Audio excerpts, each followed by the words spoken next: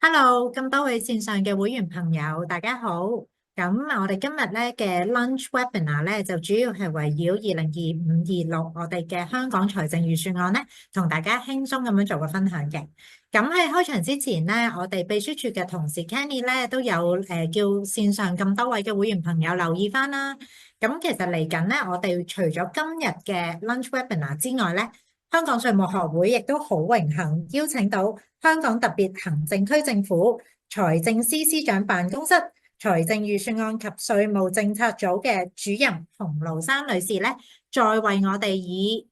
香港政府嘅視角，同大家再去解說一下呢一份財政預算案嘅每一個重點嘅。所以如果線上嘅朋友或者你哋咧有其他嘅網絡，對於呢一個議題感興趣咧，我哋都好歡迎你會參加我哋嚟緊18號另外一場嘅呢一個研討會。咁好啦，咁我哋事不宜遲啦，咁啊先讓我咧介紹下我哋今日兩位嘅嘉賓。咁第一位咧就係我哋嘅 Ada 馬文山女士，咁亦都係我哋香港稅務學會嘅理事。